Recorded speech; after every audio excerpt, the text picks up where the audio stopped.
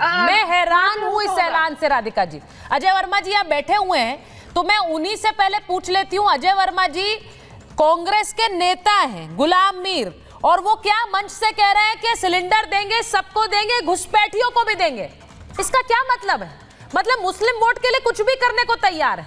वहां all India Muslim personal law board का भी समर्थन चाहिए। जी हाँ बोलिए बोलिए, आप बड़े खुश लिख रहे हैं इस बात में कि घुसपैठियों को सिलेंडर दिए जा रहे हैं। इस देश में नहीं, मैं आपकी बातों से और चंदा लो और धंधा दो वाली पार्टी की प्रवक्ता की बातें सुन के मैं बड़ा दुखी और हैरान हूं कि इस देश के हितों से वो समझौता नहीं करेंगी, केवल अपना हिंदू मुस्लिम एजेंडा चलाने के लिए। हमारी बात सुन लीजिए, हम उनके बीच में नहीं बोले ना आपके लिए, हम उनके बीच में नहीं बोले।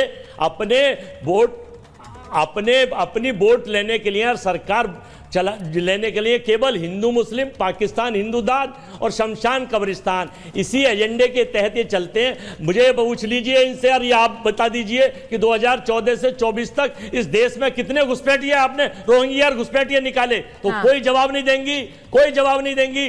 दूसरा, जब घुसपैठिए रोहिंग्या घुसते हैं बॉर्डर से तो वो देश के गृह मंत्रालय की जिम्मेदारी उन्हें रोकने की, तो इंटेलिजेंस फेलियर, गृह मंत्रालय फेलियर, तो गृह मंत्री ने इस्तीफा क्यों नहीं दिया?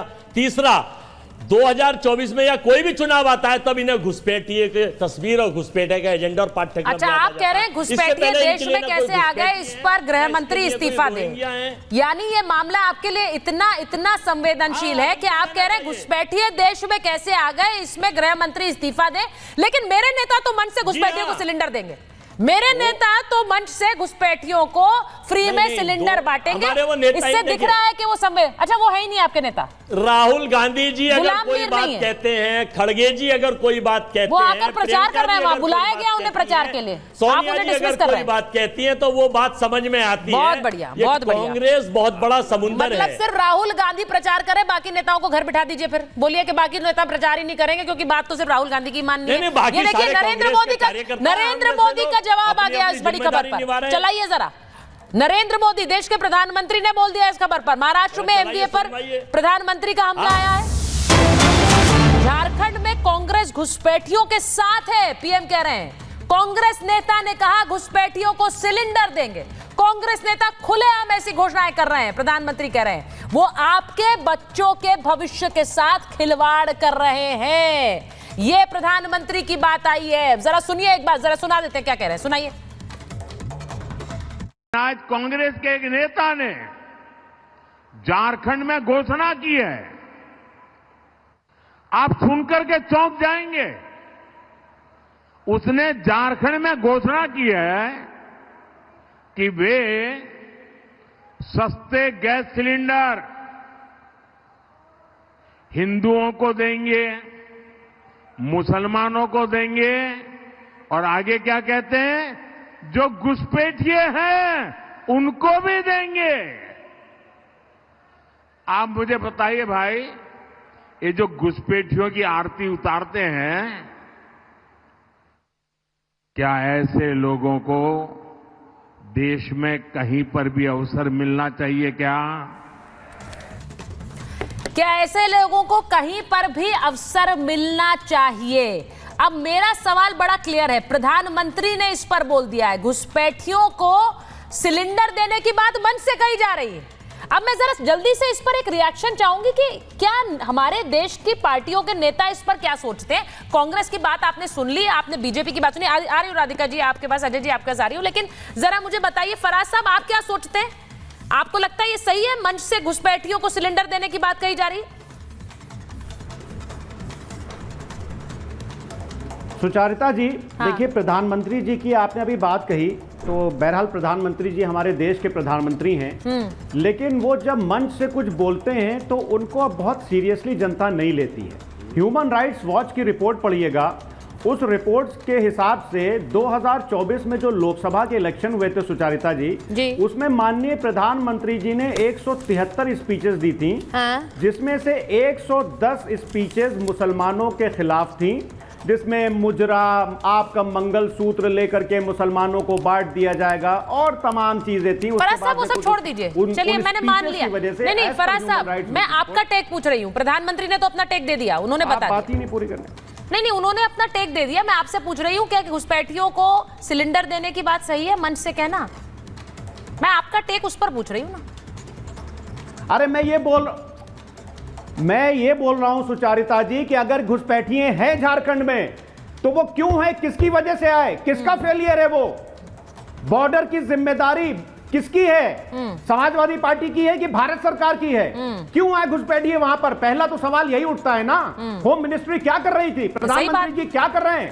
सिर्फ मुजरा कराते हैं प्रधानमंत्री जी देश के लोगों से अपनी स्पीचेस में कह के कि आपका मंगलसूत्र लेकर के मुसलमानों में बांट दिया जाएगा। खाली नफरत फैलाएंगे आप, घुसपैठियों को रोकेंगे नहीं। इतने अनसेफ हमारे बॉर्डर हो गए। ये तो बहुत बड़ा सवाल है भारत सरकार के ऊपर कि कहां से घुसपैठिए आ रहे हैं। ये देखिए, ये हल्ला जो है ना फराज साहब, ये बड़ा अच्छा लगता है कि आप लोग घुसपैठिए को लेकर इतने गंभीरता से सोचते हैं। अजय जी भी इतना नाराज हो गए, कैसे आ गए देश में घुसपैठिए। ये वाकई बहुत संवेदनशील मुद्दा है, आप सही कह रहे हैं। लेकिन उस गुस्से के बावजूद सिलेंडर तो हम घुसपैठियों को देंगे। आचार्य जी एक सेकंड, उस गुस्से के बावजूद सर वो गुस्सा खोखला नजर आता है फिर। नहीं, वो गुस्सा फिर खोखला नजर आता है जब आप मंच से घुसपैठियों के लिए ऐलान करेंगे कि हम आपको ये भी देंगे। तो इस गुस्से का क्या मतलब है? तो खोखला रह गया, ये तो दिखावटी दिखा। फिर क्या मतलब है इसका? कैसे आ गए घुसपैठिए? चलो आ गए तो हम इनको घर भी दे देते हैं, आ गए तो चलो सिलेंडर भी दे देते हैं, आ गए तो घर में भी रख लेते हैं। क्यों आचार्य जी? जाहिदा जी, घुसपैठिए लाया कौन इस देश के अंदर? सबसे पहले ये बात उठ रही थी ना, घुसपैठिए लाया कौन? 1971 से जिस प्रकार से कांग्रेस ने खेल खेला, उनको पता था जो स्थिति थी, और इस प्रकार से इस देश के अंदर जो भी घुसपैठिए रखे गए वो क्यों रखे गए? कांग्रेस का वोट बैंक था। कांग्रेस को पता था कि वोट बैंक उन्हीं से मिलना है, उन्हीं को बनना है, उन्हीं के कारण से ये लगातार स्थिति। अभी तो यहाँ बैठे हुए लोग बोल रहे हैं कि हमारे यहाँ केवल 3 लोग बोलेंगे वही माने जाएंगे, बाकी तो कुछ भी अजय जी तो कुछ औकात ही नहीं है कुछ बोलने की, जो बोल रहे थे यहाँ पर। वास्तविक तौर पर उन्होंने कहा कि भैया 3 ही लोग जो बोलेंगे वही वो लोग, उनकी बात है कांग्रेस के अंदर, बाकी तो किसी की बात ही नहीं है कोई बात बोलने की। अभी तो सब डिनायल मोड में आ गए। और सबसे बड़ी बात ये आज जो हो रहा है वो खुल्लम खुल्ला हो रहा है, लेकिन इससे पहले लगातार पोलराइजेशन जो है वो छुपकर होता था। आपको याद होगा कि एमपी के अंदर कमलनाथ जी ने जिस प्रकार से गुप्त मीटिंग करी थी, आपके वोट मिल जाएं तो उसके बाद हम एक हो जाएंगे, जिस प्रकार की स्थिति ये लगातार चलता रहा है। कांग्रेस की ये और तथाकथित तौर पर संपूर्ण विपक्ष की एक सोची समझी एक पोलराइजेशन करने का मुस्लिम्स का एक साथ पहले अंदर खाने बात होती थी कि भाई ये देंगे, और अब खुलेआम जब आपने धीरे धीरे जहर चखाना शुरू कर दिया, चॉकलेट देनी शुरू कर दी, तो अब खुलेआम चॉकलेट ब्लैकमेल किया जा रहा है कि भाई ये आज इस देश के अंदर जो राजनीति चली है वो खुलेआम मांगा जा रहा है कि भाई ये दोगे तो मिलेगी। क्योंकि क्या होता था पहले, पता नहीं चलता था कि मांग रहे हैं, हमने तो मांगा ही नहीं, हमने तो कहा नहीं। अब पहले डिमांड लेटर जो सामने आ रहा है खुलेआम हो रहा है, और मुझे साफ दिखाई दे रहा है कि यानी विश्वास नहीं है भाई। मैं कहूंगा इसके अंदर क्या थी, जो हम अंदर बात की जाती थी, छुप के बात की जाती थी, छुप के रिकॉर्डिंग होती थी, कमलनाथ जी की वो रिकॉर्डिंग साथ थी। इससे पहले एक और इंसिडेंस आपको याद दिलवाऊं, वोट जिहाद का जो शब्द हम लोग टीवी पे बोलते हैं वो लोग साफ लोग डिनाई करते हैं। जिस प्रकार सलमान खुर्शीद की भतीजी ने क्या कहा था इलेक्शन से पहले कि किस प्रकार से क्या वोट जिहाद करने की बात की गई थी, और लगातार मुस्लिम्स को पोलराइज करने का जो खेल इस देश में चल रहा है वो सर्व समान के समक्ष आ गया है। मैं अब एक बार